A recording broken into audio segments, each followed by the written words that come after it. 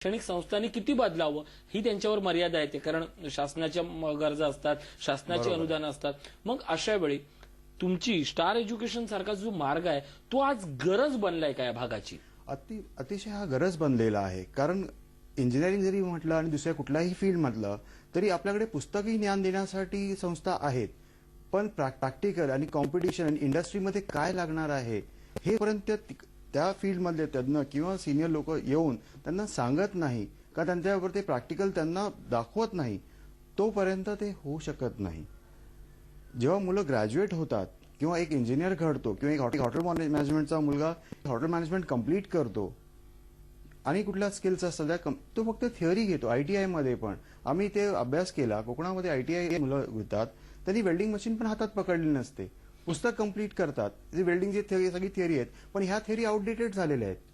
कुठपर्यंत हे थिअरी घेऊन तुम्ही काय करणार आहे? उद्या माझ्याकडे प्रोजेक्ट चालू होतो, मी स्वतः मेकॅनिकल इंजिनियर आहे, मी आतापर्यंत 15 वर्ष इंजिनियर्स रिक्रूट करत होतो, पण वाईट वाटतं कोकणातला मी एकही इंजिनियरला मी रिक्रूट नाही केलं. आणि ह्या गोष्टीला इतका खंत वाटतो की एवढं असून मी मराठी मुलगा असून ऑल ओव्हर युरोप फिरलो, आफ्रिका फिरलो, मिडल ईस्ट फिरलो, पण एकही मराठी इंजिनियर मी अपॉइंट नाही करू शकलो. मी याचं एक कारण सांगतो आणि ते हे जवळून पहिलेलं वास्तव स्वतः मी अनुभवलंय म्हणून सांगतो. माझ्यासोबतची माझ्या गावची जी मुलं होती ना ती आयटीआय करतात. आयटीआय केल्यानंतर ते मुंबईला येतात. त्यांना मी विचारतो तुमच्या आयुष्यात फ्युचर काय आहे, कोण व्हायचंय तुम्हाला? काय नाही, माझगाव डॉक्सचा एक जॉब, बस संपलं. बरोबर आहे. मुळात शिक्षण प्रक्रियेला प्रांताला माझा दोष नाहीये, शिक्षण संस्थाला माझा दोष नाहीये, शिक्षकी पेशाला किंवा त्या जे शिकवतात त्यालाही माझा दोष नाहीये. आयटीआय झाल्यानंतर तुम्हाला फक्त छोटीच स्वप्न पडू शकतात, त्यांना स्वप्नच पडण्याची सवय नाही झाली आहे. मग हे विजन जोपर्यंत तुम्ही बाहेरची स्पर्धा एवढ्या शिक्षणात देखील आपण पेरू शकत नाही तोपर्यंत येणार नाही. स्टार एज्युकेशन यासाठी काय करते? स्टार एज्युकेशन ह्यासाठी आता आयटीआय मध्ये असे काही वेल्डर्स आहेत आणि काही स्पेसिफिक एक्झॉटिक वेल्डर्स आम्ही जे म्हणतो. ओके, मी उदाहरण देईन, जिकडे मी माझं करिअर चालू केलं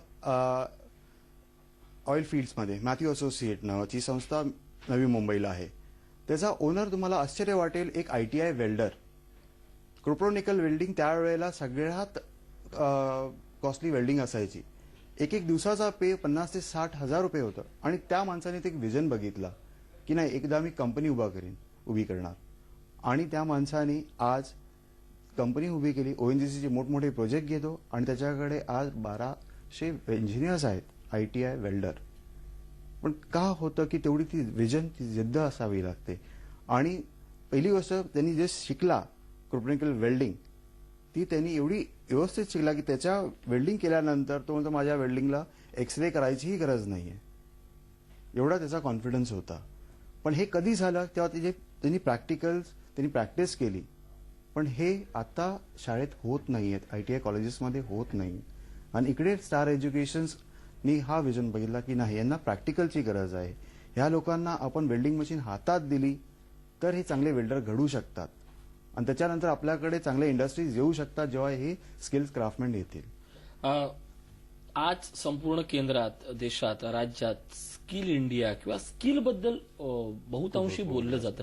पण स्किल बद्दल त्यांच्यासाठी बोललं जातं की ज्या हातांना काम नाहीये, जे हात काम करण्यासाठी धडपडतायत किंवा ज्यांचं वय आहे, अशा शिक्षणाच्या कालावधीत जर त्यांना स्किलची आणि स्किल सोबत असलेल्या अर्निंगची जर आपण माहिती दिली तर हे स्वप्न लवकर सत्यात येऊ शकतं. आणि शिक्षण यातला महत्वाचा टप्पा आहे.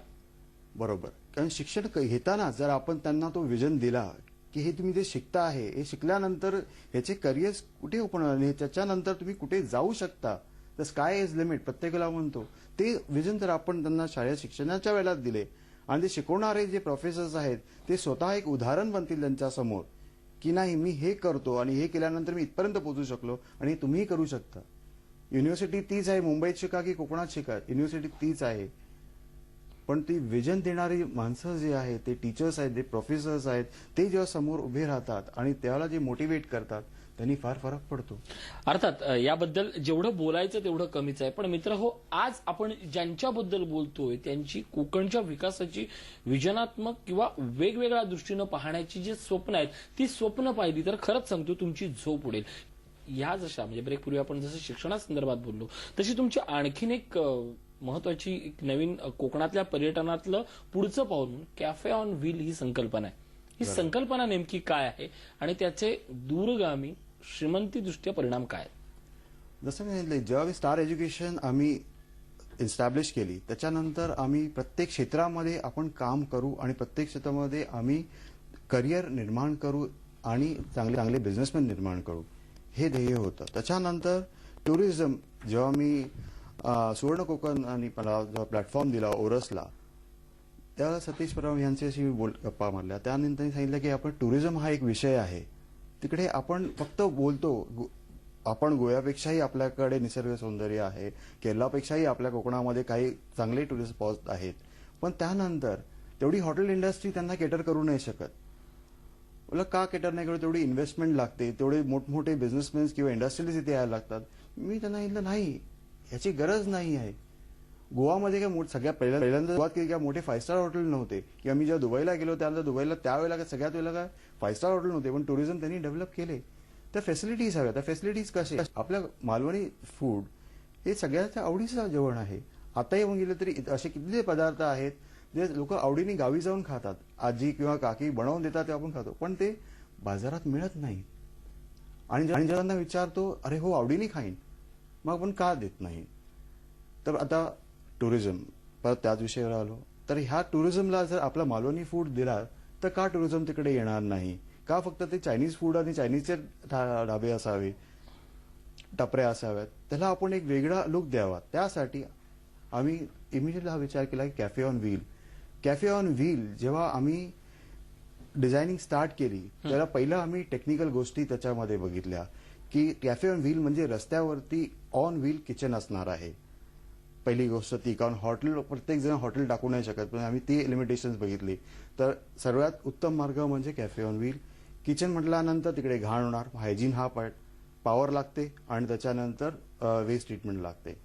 त्या ह्या तिन्ही ह्याच्यामध्ये आम्ही टप्प्यावरती मात करून ह्या गाडीला आम्ही डिझाईन केलं. नक्कीच कॅफे ऑन व्हील बद्दल मला बोलायचं म्हणजे ही संकल्पना ऐकल्यावरच मला थोडंसं शारले पण आलं. पण जे प्रेक्षक आज या निमित्तानं हे सगळं घरात ऐकत असतील, त्यांनाही जर व्यवसायात उतरायचं असेल ऍज अ फ्रँचायझी म्हणून, तर त्यांचं कसं स्वागत कराल तुम्ही?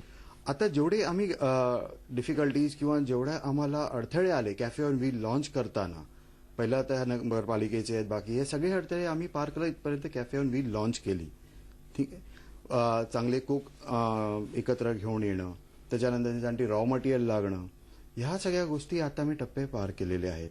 आणि कॅफे ऑन व्हील मला सांगताना फार आनंद होतो. Cafe on wheel without any advertisement, काही न करता एवढा हिट जातो की आम्ही फक्त आपण कणकवलीत तसं एक्सपेरिमेंट केलाय, त्याचे काय अनुभव आहेत? कणकवली फक्त रेल्वे स्टेशनला इथं रिमोट, म्हणजे जिकडे एक गाडीही जात नाही अशा ठिकाणी, कारण आम्हाला नगरपालिकेला काही करून तिकडे ट्रॅफिक जाम करायचं नव्हतं. आम्ही फक्त एक्सपेरिमेंट म्हणून फक्त पहिल्या दिवशी गाडी लावली, 4 तास गाडी लावली आम्ही.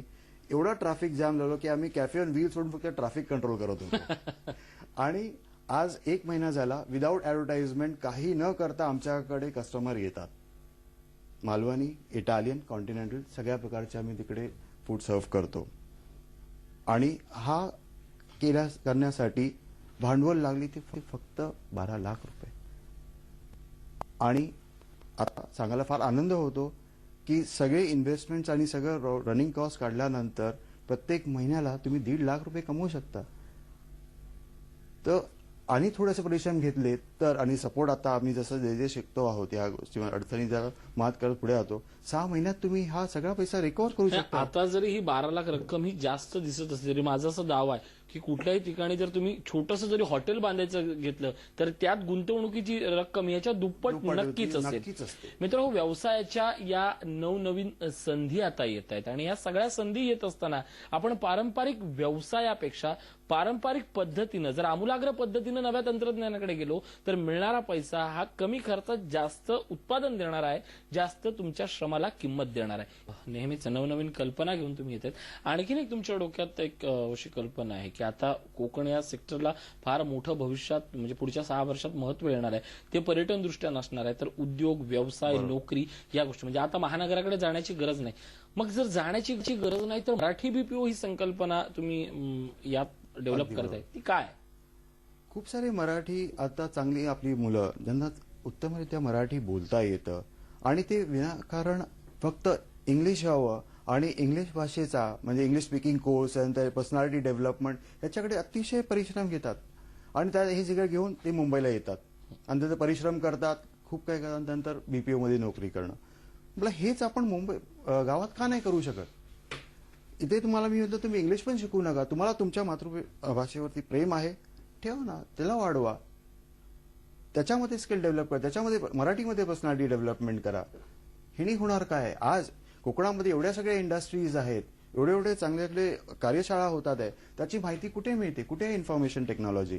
ती इन्फॉर्मेशन टेक्नॉलॉजी आपण आता मुंबईत आणायची आणि ती पण मराठीमध्ये. ही संकल्पना आहे. ती फक्त आपली मुलं फक्त इंग्लिश येत नाही म्हणून तो मुंबईत येत आणि मुंबईला यायला तो घाबरतो आणि ते मुंबईच्या मुलांबरोबर तो बावरून जातो.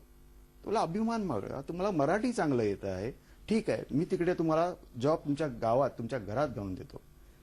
सुवर्ण कोकण सारखी संस्था आहे जे तुमच्याकडे आज कृषी क्षेत्रामध्ये उत्तम इन्फॉर्मेशन आहे, ती तुम्ही एक चांगला डेटाबेस बनवलेली आहे.